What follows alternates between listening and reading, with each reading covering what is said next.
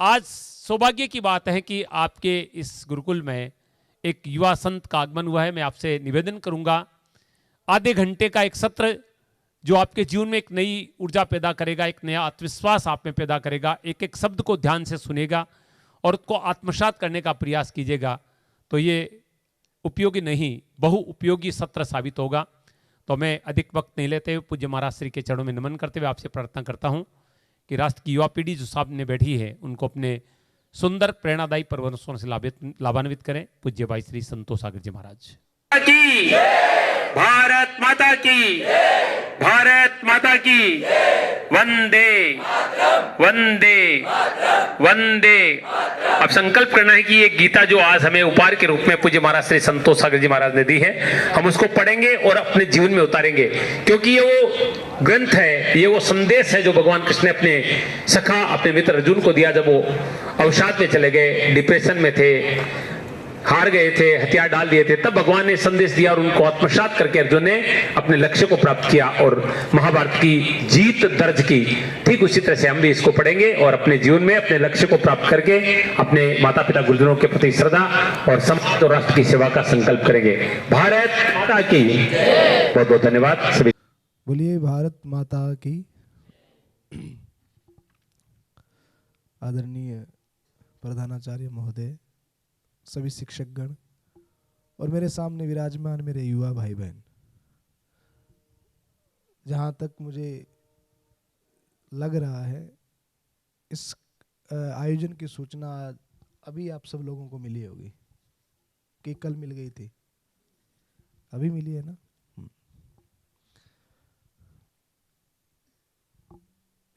कुछ जीवन में कभी अच्छा होता है तो वो अचानक ही होता है।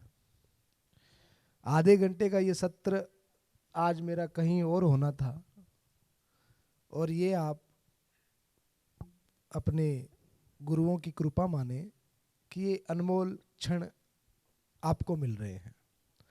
और ये आधे घंटे का सत्र जो आपको मिल रहा है ये उन्हीं बच्चों के लिए है जो अपने जीवन को लेकर के गंभीर हैं, जो अपने जीवन में सफल होना चाहते हैं, आगे बढ़ना चाहते हैं और कुछ करना चाहते हैं। तो उन बच्चों के लिए ये आधे घंटे का सत्र है, तो वो बड़े भाव और विचार के साथ में श्रवण करेंगे। जीवन में सबसे बड़ा वेलफेयर यही होता है। कोई हमें भोजन कराए तो भोजन का असर हमारे बॉडी में 3, 4, 5, 6 घंटे रहता है।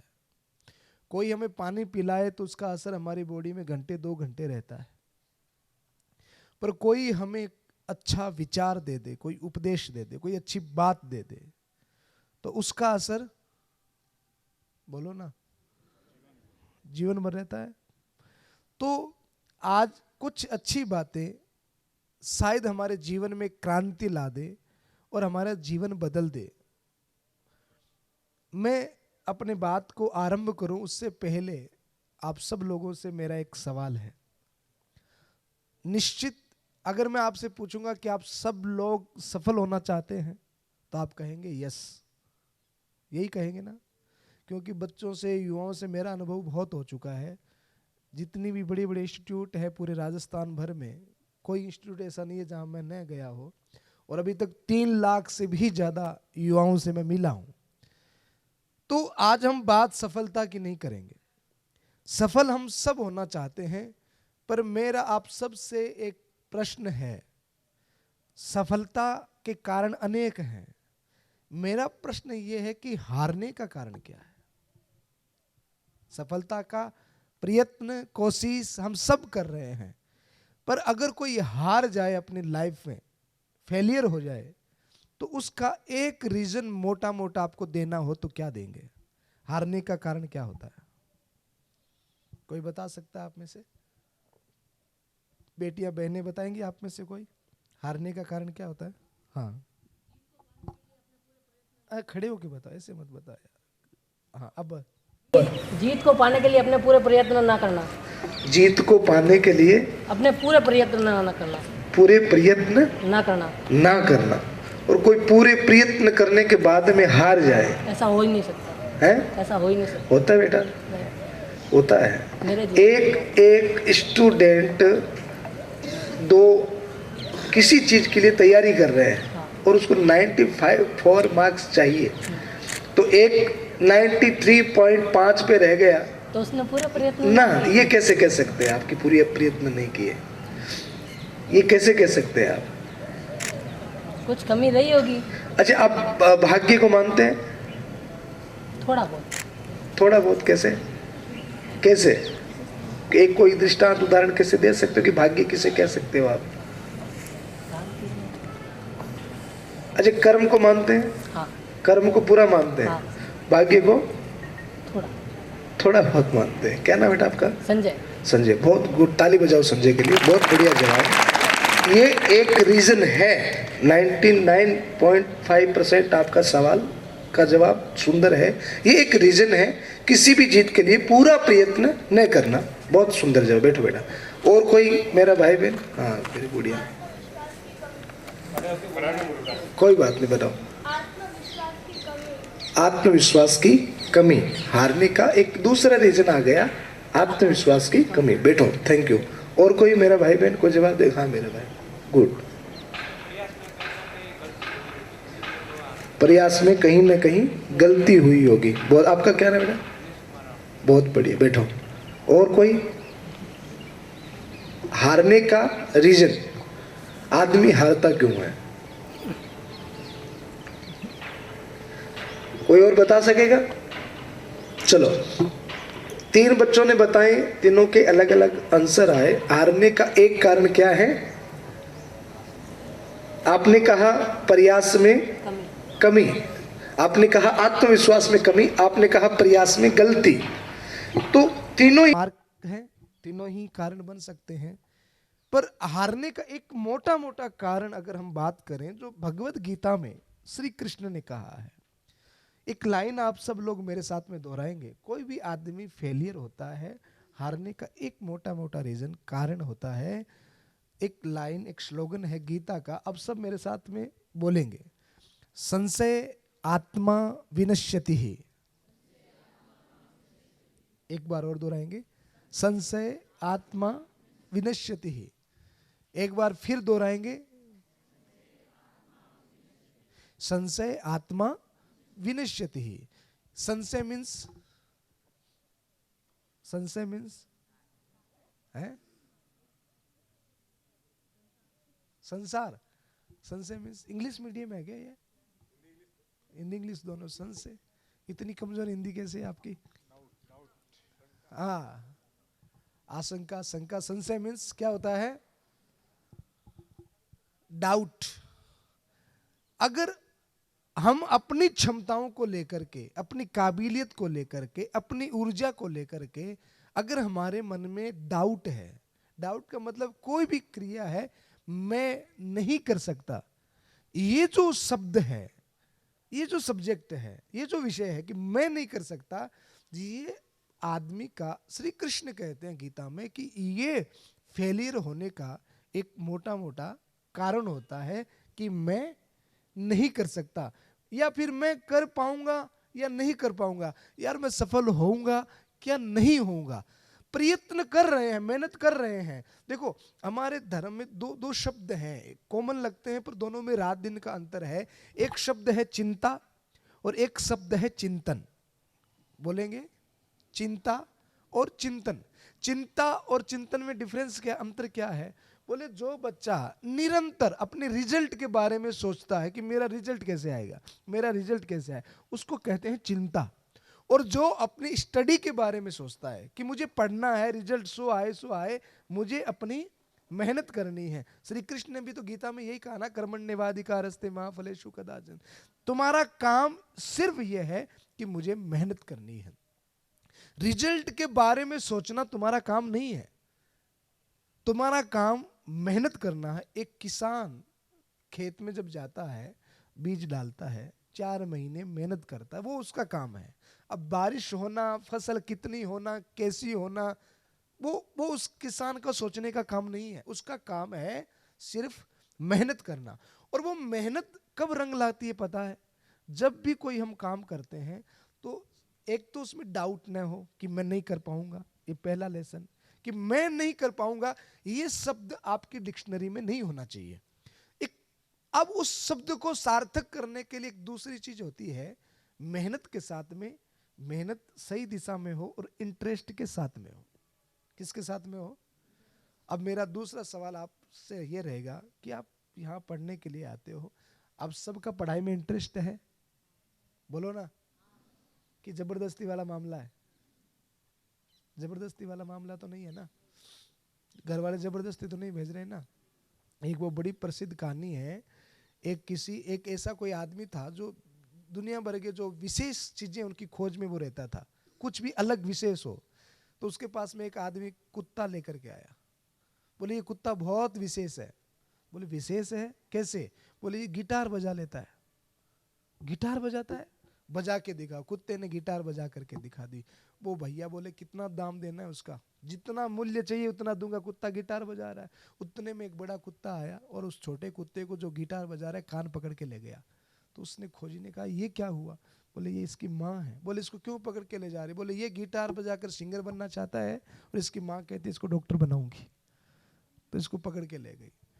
तो कहीं हमारे साथ में ये तो नहीं हो रहा कि हमारा इंटरेस्ट किसी और चीज में है और हम पर थोपा कुछ और जा रहा है। कई बार ये भी फेलियर होने का कारण है। आप सबका इंटरेस्ट है पढ़ाई में?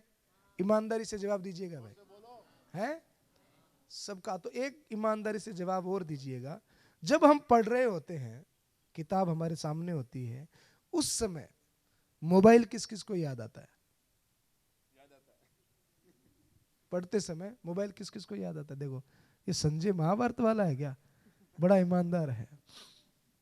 आता है ना बेटा याद? पास में ही रहता है क्या? और बाकी सबको नहीं आता? बोलो ना। ऐसा मोबाइल पास में ही तो रहता है। और कभी ऐसा होता है कि इधर किताब खोली और थोड़ा सा देख लूं व्हाट्सएप पे, थोड़ा सा इंस्टाग्राम, फेसबुक, नरेंद्र मोदी जी का कोई मैसेज आया होगा, ऐसा होता है ना। पढ़ते समय अगर जिस समय आप किताब लेकर के बैठे हो उस समय आपको मोबाइल, फ्रेंड्स या कोई अन्य चीजें हमको याद आ रही है, तो इसका एक सीधा सा कारण है कि हमारा इंटरेस्ट कम है। आप सब लोग कभी थिएटर में पिक्चर देखने गए हैं? हाँ, उसमें पीछे कहाँ रहना है, सब गए हैं ना भाई। अच्छा, कभी पिक्चर देख रहे हो, फिल्म देख रहे हो और सामने कोई स्क्रीन पर कोई बढ़िया सा सीन चल रहा हो और उस समय कोई बीच में आकर के खड़ा हो जाए पर्दे के आगे, तो क्या होगा? है कई बोल रहे हैं महाराज बोतल दे मारे, ऐसे कोई बीच में आकर, हम फिल्म देख रहे हो, बढ़िया सीन चल रहा है और कोई बीच में आ जाए बोतल दे मारे। अच्छा, 3 घंटे उस पिक्चर को हम इतनी ध्यान से देखते हैं, जो ही बाहर निकले और कोई पूछे कि फिल्म कैसी लगी और क्या हुआ उसमें, तो पूरी स्टोरी A to Z इतनी फटाफट सुना देंगे, ये हुआ वो हुआ ये हुआ वो, और पूरा उसके ऊपर स्टडी भी तुरंत हो जाती है, मंथन भी तुरंत हो जाता है, ये ऐसा हो गया, ये ऐसा हो गया, उसने ये किया तो ये हो गया। 3 घंटे की पिक्चर ज्यों ज्यों देखते रहे त्यों त्यों वो चित्र छपते गए, वो पूरी याद हो गई, बाहर आकर के पूरी सुना दी।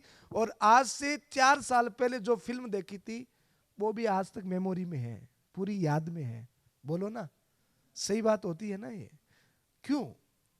क्योंकि उसमें हमारा क्या है?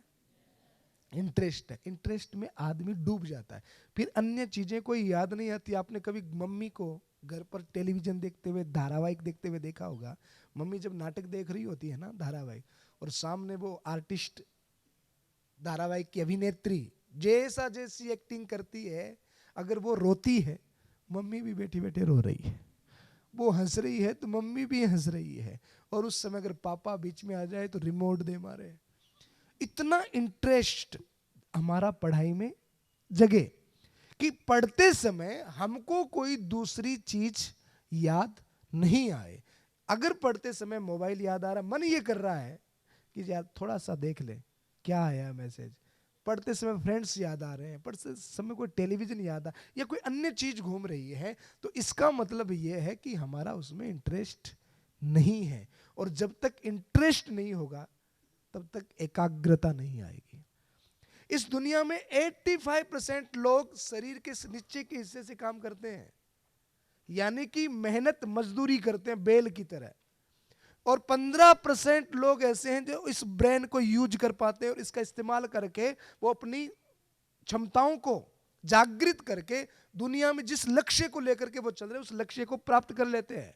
बाकी सोचते सब है कि ये करना है, अधिकतर लोग नहीं कर पाते हैं। 15% लोग जो इसका पूर्णतः इस्तेमाल करते हैं वो ही कर पाते हैं। बाकी तो भैया नया का नया जो है ना ये माथा, ये नया का नया भगवान को ले जा करके दे देते हैं कि लो प्रभु आपने हमें दिमाग दिया था पर हमने यूज नहीं किया, ये आपका नया का नया है, ये आप लो। तो पहली चीज है कि हम अपना डाउट क्लियर करें। भारत बहुत महत्वपूर्ण क्षमताओं वाला देश है और जैसे सर ने अभी बताया कि भारत में सबसे ज्यादा युवा हैं। युवा का मतलब क्या होता है पता है आप लोगों को? गुड़िया आप बताओ, आप बच्चा किसे कहते हैं? बताओ बेटा, बच्चा किसे कहते हैं? अच्छा युवा किसे कहते हैं? इतना सोचने की कहाँ जरूरत है बेटा? बच्चा किसे कहते हैं? बच्चे को बच्चा कहते हैं। अच्छा मैं आपसे पूछूं गधा किसे कहते हैं? गधे को गधा कहते हैं। बच्चा किसे कहते हैं? बच्चे को। युवा किसे कहते हैं? आप सब युवा हो, बैठ जाओ बेटा। युवा किसे कहते हैं पता है?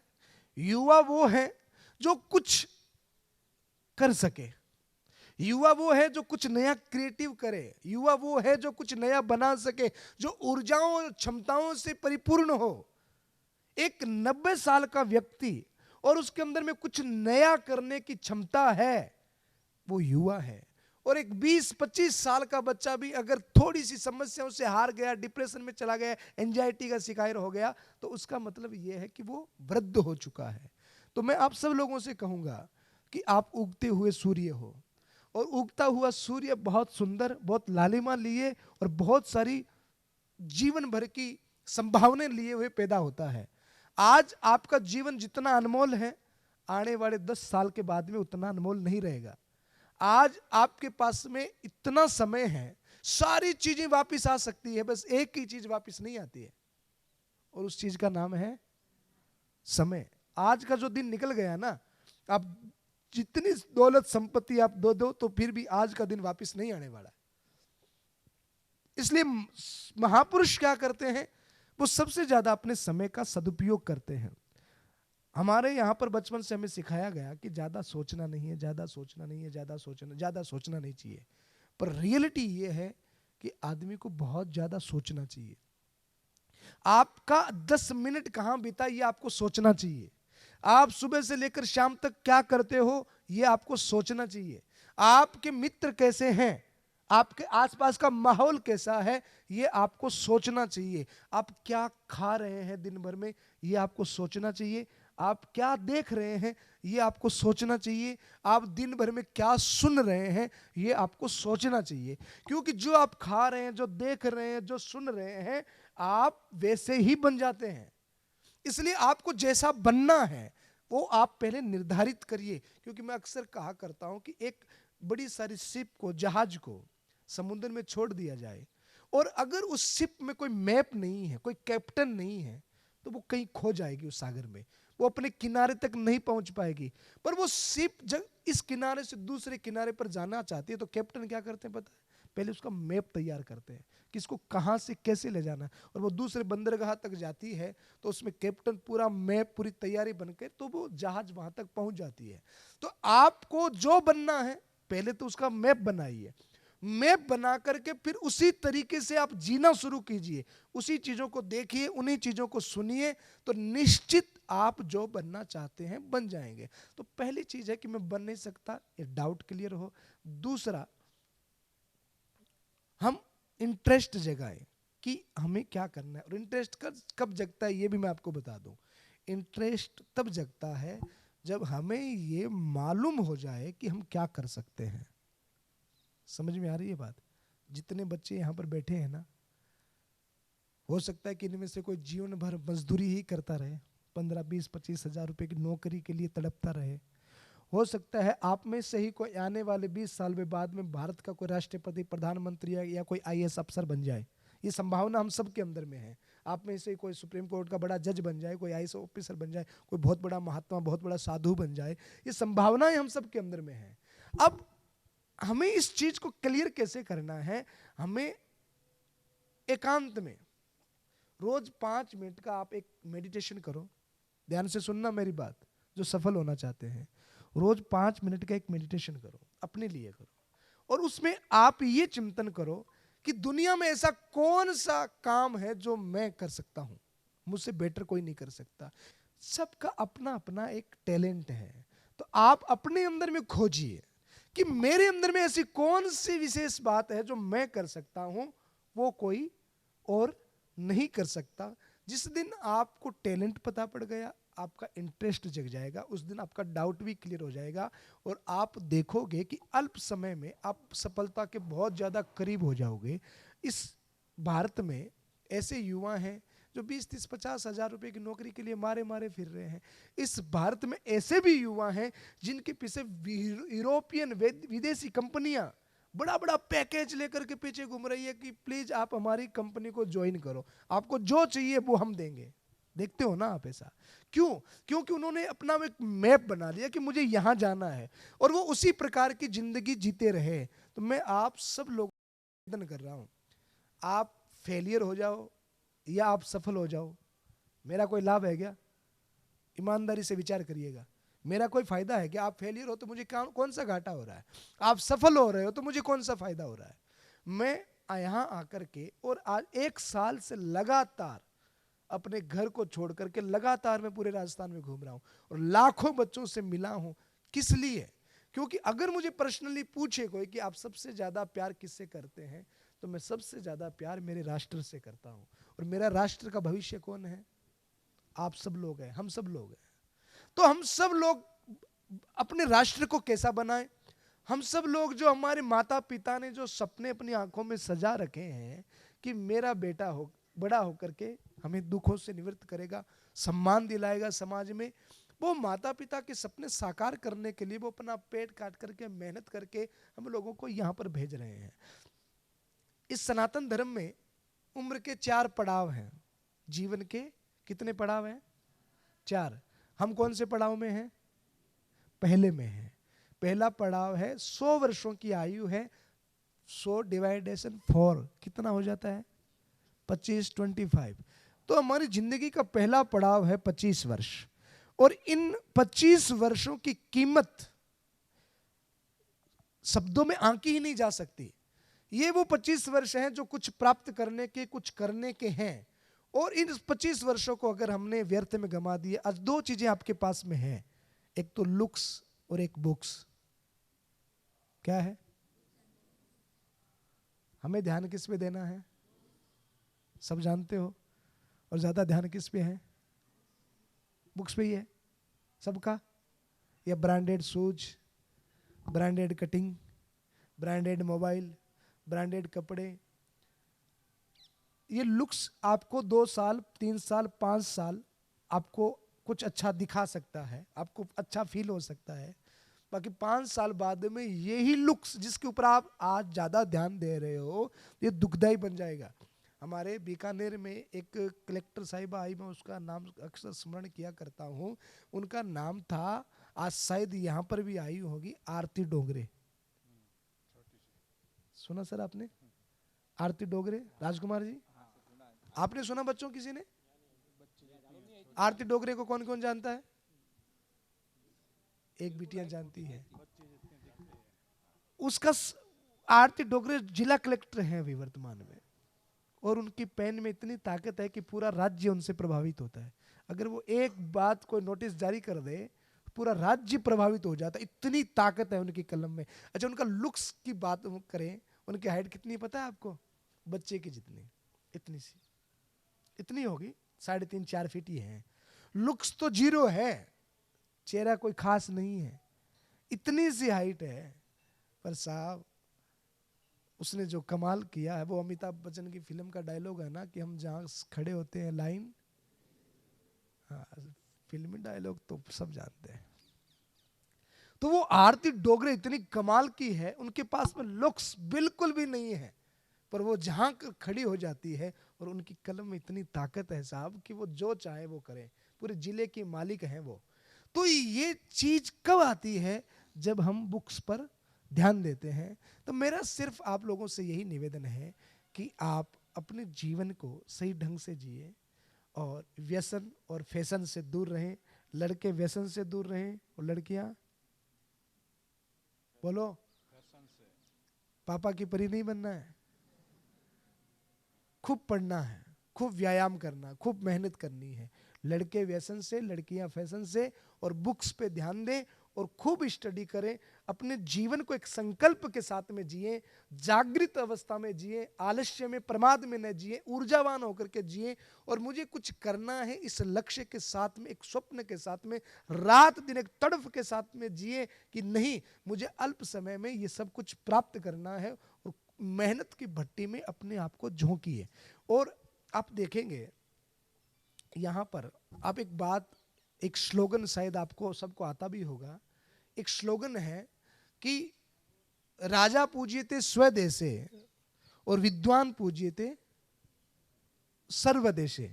इसका मतलब है एक राजा, एक किंग जिसके पास में बहुत बड़ा किंगडम है, अस्त्र शस्त्र आयुध सेना सोना चांदी सब कुछ है उसके पास, पर उस राजा की पूजा कहां होती है? उसके राज्य में, उसके देश में। पर एक विद्वान जिसके पास में ज्ञान है, नॉलेज है, उसकी पूजा कहां होती है? वो जहां जाएगा, जिस कंट्री में जाएगा, वो जहां जाएगा उसकी पूजा होगी। तो आपका अगर सच्चा मित्र कोई है तो वो है ज्ञान। कौन है? ज्ञान। और ज्ञान की परिभाषा यह है कि ज्ञान 3 प्रकार का होता है। पहला, दूसरा, ये दोनों ज्ञान आपके पास है। तीसरा ज्ञान आपके पास में अभी नहीं है, उसको अर्जित करना है। 3 प्रकार के ज्ञान होते हैं। आप सुनना चाहेंगे कौन कौन से होते हैं? नहीं सुनना चाहते तो मैं नहीं सुनाऊंगा। सुनना चाहते हैं ना? 3 प्रकार के ज्ञान, आप ध्यान से सुनिएगा। सबसे पहला ज्ञान होता है इंद्रिय जनित ज्ञान। एक बार बोलेंगे? इंद्रिय जनित ज्ञान का मतलब, इंद्रियां कौन सी है? आंख कान नाक जीभ और चमड़ी। इंद्रिय जनित ज्ञान जो आंखों से दिखाई देता है और कानों से सुनाई देता है। आंख ने क्या दिखाया? सूर्य उदय हो रहा है, अस्त हो रहा है। पर आपकी बुद्धि ने क्या कहा? सूर्य उदय अस्त नहीं होता है, पृथ्वी घूम रही है। पानी के ग्लास में चम्मच को डाला, आंख तो दिखा रही है कि चम्मच का हिस्सा टेढ़ा है, पर बुद्धि क्या कहती है? चम्मच का हिस्सा टेढ़ा नहीं है। तो ये इंद्रिय जनित ज्ञान बचपन से आना शुरू हो जाता है, जब जो चीज देखते हैं वैसे ही।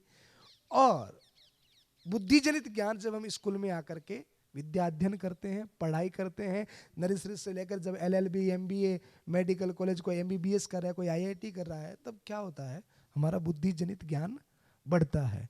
अब एक तीसरा ज्ञान होता है जिसको कहते हैं आत्मज्ञान। क्या कहते हैं? आत्मज्ञान। क्योंकि 2 प्रकार की चीजें, एक ज्ञात है और एक अज्ञात है। ज्ञात है वो तो हम सब जान रहे हैं, अज्ञात है वो जानने के लिए आत्मज्ञान की आवश्यकता होती है। उस आत्मज्ञान को एक दूसरा नाम मनोबल, आत्मबल, आत्मज्ञान के द्वारा आत्मबल प्राप्त होता है। क्योंकि आदमी के पास में, जैसे आपने एक उदाहरण दिया सुशांत सिंह का, आपने एक उदाहरण दिया प्रियंका का। सुशांत सिंह जिसके पास में नाम था, बोलो ना, फेम था ना उसके पास में, पैसा था उसके पास में, अच्छी खासी बॉडी भी थी उसके पास में, अच्छी खासी डिग्रियां भी थी उसके पास में, फिर भी मर गया। क्यों? किस चीज की कमी थी? आत्मबल की कम। जिस डॉक्टर का आपने नाम लिया, बहुत सफल ऑपरेशन किए, एक ऑपरेशन बिगड़ गया तो लोगों ने हो हल्ला कर दिया, वो बड़ी घबरा गई। इतनी बड़ी डिग्री लेकर के इतना लोगों का उसने भला किया, थोड़ा सा लोगों ने हो हल्ला किया और वो जाकर के मर गई, सुसाइड कर लिया। किस चीज की कमी थी? आत्मबल की, आत्मज्ञान की। ये आत्मबल, ये आत्मज्ञान जब तक हमारे पास में नहीं आएगा। एक क्वेश्चन के साथ में इस बात को थोड़ा सा आगे बढ़ाऊंगा। मैं आपसे एक प्रश्न और करूंगा आत्मज्ञान के संबंध में। मैं लगभग ये प्रश्न मैंने बहुत बच्चों से पूछा, मैं आपसे भी पूछूंगा। इसका जवाब क्विकली देना है आपको, फटाफट देना है। पूछूं? बोलो ना। बेटियां बोल नहीं रही है ना, इसको थोड़ा हिलाओ ऐसे, वरना अकड़ जाएगी। हाँ, मेरा प्रश्न ये है कि 10 लाख रुपए का चेक भरना हो तो कितना जीरो लगेगा? फटाफट बताओ। हैं? 7 जीरो लगेगा। कितना लगेगा? 7 वाले हाथ ऊपर करे, फटाफट करो भाई। 5 लगेगा। कितना लगेगा? शाबाश। कितना लगेगा? हाँ, कितना जीरो लगेगा? 6 जीरो लगेगा। अब उस 6 जीरो में से एक जीरो कम कर दूं मैं, चेक की वैल्यू रहेगी कितनी रहेगी? 1 लाख। अच्छा, एक जीरो और कम करो, एक और कम करो, एक और कम करो, एक और कम करो। अब वैल्यू है ना? कितनी? 1 की। अच्छा, जीरो को एज इट इज रख दो और 1 को हटा दो, अब वैल्यू नहीं है। आपके पास में धन बल है, आपके पास में रूप का बल है, आपके पास में पैसा पद प्रतिष्ठा सब है, पर आपकी वैल्यू उनसे नहीं है, आपकी वैल्यू उस 1 से है। जीरो लगाओ। आप यहां एजुकेशन में कितनी डिग्रियां लेते रहो, कोई आईआईटी करके आईआईएम ले ले, डिग्रियां लेते रहो आप, वो डिग्रियां केवल आपकी वैल्यू को बढ़ाती है, उन डिग्रियों से वैल्यू नहीं है। वो डिग्रियां केवल जीरो की तरह, जो जो चेक में जीरो बढ़ते जाएंगे उतनी ही आपकी वैल्यू बढ़ती जाएगी। जो जो डिग्रियां लेते जाएंगे आपकी वैल्यू बढ़ती जाएगी, पर उस चेक का आधार क्या है? 1 है। 1 न हो तो जीरो की कोई वैल्यू नहीं है। वो एक आत्मज्ञान ही होता है। हमारे पास डिग्रियां हैं, पैसा है, पद है, पर आत्मबल नहीं, आत्मज्ञान नहीं, मनोबल नहीं, तो फिर सारी चीजें फेलियर हो जाती है, फिर हम हार जाते हैं, फिर आदमी फेल हो जाता है। बहुत कुछ पास में होने के बाद में भी सुशांत सिंह फेलियर हो गया, वो डॉक्टर फेलियर हो गई, बड़े बड़े अफसर फेलियर हो जाते हैं, वो 1 न होने के कारण। और उस 1 को आत्मबल कहते हैं, उस 1 को मनोबल कहते हैं। बहुत कुछ होने के बाद में भी आदमी हार जाता है मनोबल और आत्मबल की कमी से। तो अब मेरा लास्ट एंड फाइनल क्वेश्चन, मनोबल आने का स्रोत क्या है? मनोबल कैसे बढ़ता है? बुद्धि ज्ञान तो किताबें पढ़ रहे हैं, स्कूल में आ रहे हैं तो बुद्धि बढ़ रही है। मनोबल अगर बढ़ाना हो, अगर मैं आपसे पूछूं कि मेरा मन कमजोर है, मेरा आत्मविश्वास कमजोर है, आप मुझे कोई राय देना चाहें कि मुझे क्या करना चाहिए, मनोबल कैसे बढ़ सकता है? संजय? ध्यान एकत्रित करके। ध्यान एकत्रित करके कैसे? मेडिटेशन, आप योग। बताओ बेटा। जी, इस चीज़ को भूल जाना कि मैं नहीं कर सकता, मैं कर सकता हूँ, सब कुछ कर सकता हूँ, इससे मनोबल बढ़ता है। बेटा मैं भूल नहीं पा रहा हूँ, मैं भूल नहीं पा रहा हूँ, मेरे मन में वही घूम रहा है कि मैं नहीं कर सकता। तो फिर योगा करें जी, ध्यान एकत्रित करें, हाँ, और मैं कर सकता हूँ, इसको अपने बार बार दोहराते दोहराते रहे। क्या नाम बेटा आपका? जयेश। बहुत सुंदर जवाब, जयेश के लिए ताली बजाओ, बहुत बढ़िया। अब बेटियों में से कौन बताएगा आत्मबल कैसे बढ़ता, मनोबल कैसे होता? बताओ बेटा। Thank you.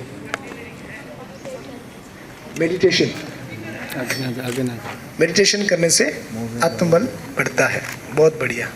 और कोई? बैठो बेटा, थैंक यू।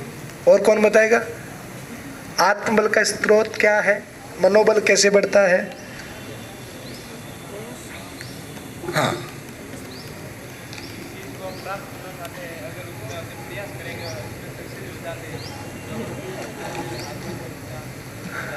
बहुत बढ़िया, बैठो, बहुत धन्यवाद। अच्छा, आत्मबल का स्रोत, जैसे मेडिटेशन कहा, मेडिटेशन बहुत सहायक होता है आत्मबल बढ़ाने में, बिल्कुल सहायक होता है। देखो, कोई भी चीज़ हम जब सीखते हैं, जैसे आप 20,000 रुपये का एक मोबाइल लेकर के आते हो, तो उस 20,000 रुपये के मोबाइल के साथ में एक बुक आती है ना, छोटी सी, क्या बोलते हैं उसको? User manual, guide book, user manual. Pressure cooker के साथ में भी आती है, फ्रिज के साथ में भी आती है, टेलीविज़न के साथ में भी आती है। वो मैनुअल, उसमें क्या दिया होता है पता है? उसमें 3 चीज़ें होती है। पहली चीज़, यूज इज प्रोडक्ट, आप इसको कैसे यूज कर सकते हैं। दूसरा, अपग्रेडिंग सिस्टम, कि आप इसको अपग्रेड कैसे कर सकते हैं। तीसरा, इसमें कोई एरर आ जाए तो उस एरर को ठीक कैसे किया जा सकता है। मैनुअल में ये 3 चीज़ें होती है। तो भगवान ने भी, जब ईश्वर ने हमको बनाया, तो भगवान ने भी हमको एक मैनुअल दिया, एक ऐसा ग्रंथ दिया, एक ऐसी किताब दी जिसमें मेडिटेशन भी है, जिसमें क्या खाना, क्या पीना, किससे बोलना, किससे नहीं बोलना, कब क्या करना, किस समस्या में क्या करना, क्या नहीं करना, अपने समय का सदुपयोग, ऑल ओवर मैनेजमेंट, जितना भी लाइफ का फंडामेंटल होता है, उस लाइफ को ठीक कैसे कर सकते हैं, इसके लिए भगवान ने भी हमको एक मैनुअल दिया है। और आत्मबल को बढ़ाने के लिए उससे बड़ा दुनिया में न तो कोई आज तक मैनुअल बना है और न आने वाले समय में बनने वाला है। आज 128 देशों में, यूरोप कंट्रियों में वो मैनुअल पढ़ाई जा रही है। भारत के जितनी टॉप पर्सनैलिटी हुई है आज तक, उनकी बायोग्राफी अगर पढ़ेंगे तो उनमें भी वो एक ही मैनुअल मिलेगा, जिस मैनुअल ने उनको आत्मविश्वास दिया है। और उस मैनुअल का नाम है श्रीमद् भगवत। जानते हैं ना आप इस बात को? अच्छा, किस किस के घर में है गीता? लगभग सबके घर में होगी। अच्छा, इसको किसी ने पढ़ा है?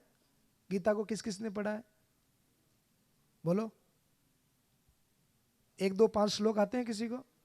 संजय, आपको तो आते हैं ना? आजा बेटा, आजा आजा आजा। तेरा तो नाम ही संजय, तूने तो पूरी सुनी है गीता। आजा इधर आजा। अच्छा, 2 श्लोक तुमको आते हैं, 2 श्लोक वो सुना दो सबको। यदा यदा हि धर्मस्य ग्लानिर्भवति भारत अभ्युत्थानं धर्मस्य तदात्मानं सृजाम्यहम्। कर्मण्येवाधिकारस्ते मा फलेषु कदाचन न कर्मफल हेतुर्भूर्मा ते संगो अकर्मणि। मीनिंग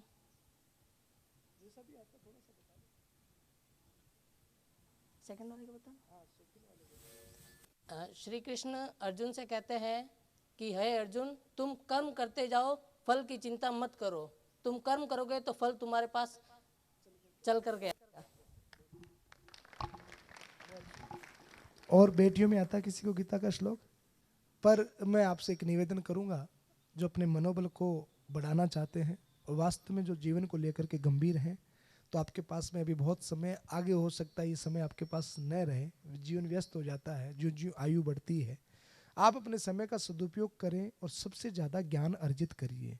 तो ये जो ज्ञान है ये आपकी आत्मा के लिए है, आपके खुद के जीवन के लिए है, आपकी खुद की पर्सनैलिटी के लिए है। तो आप लोग एक हैबिट करें, 24 घंटे में मोबाइल को, मम्मी को, फ्रेंड्स को, घर को, बाहर को, सबको समय देते हैं, तो 20-25 मिनट हम अपनी आत्मा को भी समय दें और एक किताब को हम समझने का, पढ़ने का प्रयास करें। और उस किताब का नाम है श्रीमद् भगवत गीता। ये दुनिया का सबसे सुंदर मैनुअल है जो हमको अपग्रेड करता है। तो इस भगवत गीता को हम आप सभी लोग पढ़ना शुरू करें। अगर ये किताब आज मैं आप लोगों को गिफ्ट देके जाऊं आपके लिए, तो आप लेंगे? कौन कौन लेगा?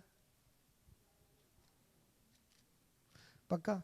पूरे हाथ ऊपर करें। गीता किस किस को चाहिए? देखा देखी में बिल्कुल भी नहीं करना है, तो सबको चाहिए। पढ़ेंगे आप? ऐसा तो नहीं होगा कि घर ले जा करके दादी से कहो, लो दादी क्या लाया हूँ। ऐसा मत करना भाई मेरे, ये आपके लिए है, इसको आप पढ़ना है। और एक बात मैं पहले क्लियर कर दूं, बहुत बोरिंग भी है। पहला श्लोक पढ़ेंगे ना, धर्म क्षेत्रे कुरुक्षेत्रे समवेता युत्सव, यार क्या लिखा हुआ है, छोड़ो, ऐसा मत करना। क्योंकि वही चीज हमको बोरिंग लगती है जो हमारे दिमाग के ऊपर की होती है। इसलिए अपने दिमाग का स्तर बढ़ाएं, इसके एक एक शब्द को समझने का प्रयास करें। धन्यवाद। भारत माता की जय। भारत, जय हिंद। आज हमारा सौभाग्य है कि गुरुजी अपने परिसर में पधारे हैं, तो मैं विद्यालय परिवार की ओर से इनका बहुत बहुत आभार प्रकट करता हूँ। जो इन्होंने बातें बताई हैं, आप सभी स्टूडेंट उसको अपने जीवन में उतारें और अपना लक्ष्य बना के जीवन में आगे बढ़ें, अपने माता पिता, देश, समाज का नाम गौरवान्वित करें। और गुरुजी जब भी वापस आवें तो उनको लगना चाहिए कि मैं कह के गया, उसके बाद इतने बच्चों ने इतना इम्प्रूवमेंट किया ताकि ये भी खुशी और हमको भी खुशी हो। तो आप अपने जीवन में आगे बढ़ें और जो गुरुजी ने बातें बताई है, जो बुरे विचार हैं, व्यसन है, धूम्रपान है वगैरह, इन सब चीज़ों से दूर रहें और लक्ष्य की प्राप्ति में लग जाएं और मन लगा के पढ़ाई करें तो आप जीवन में अवश्य सफल होंगे। और हमें भी खुशी होगी 4-5 साल बाद जो बच्चा डॉक्टर बनेगा, IIT करेगा, IAS RS जज बनेगा। धन्यवाद। भारत माता की, भारत माता की, वंदे वंदे वंदे। अब संकल्प करना है कि ये गीता जो आज हमें उपहार के रूप में पूज्य महाराज श्री संतोष सागर जी महाराज ने दी है, हम उसको पढ़ेंगे और अपने जीवन में उतारेंगे। क्योंकि ये वो ग्रंथ है, ये वो संदेश है जो भगवान कृष्ण ने अपने सखा, अपने मित्र अर्जुन को दिया जब वो अवसाद में चले गए, डिप्रेशन में थे, हार गए थे, हथियार डाल दिए थे, तब भगवान ने संदेश दिया और उनको आत्मसात करके अर्जुन ने अपने लक्ष्य को प्राप्त किया और महाभारत की जीत दर्ज की। ठीक उसी तरह से हम भी इसको पढ़ेंगे और अपने जीवन में अपने लक्ष्य को प्राप्त करके अपने माता पिता गुरुजनों के प्रति श्रद्धा और समाज और राष्ट्र की सेवा का संकल्प करेंगे। भारत माता की बहुत बहुत धन्यवाद सभी।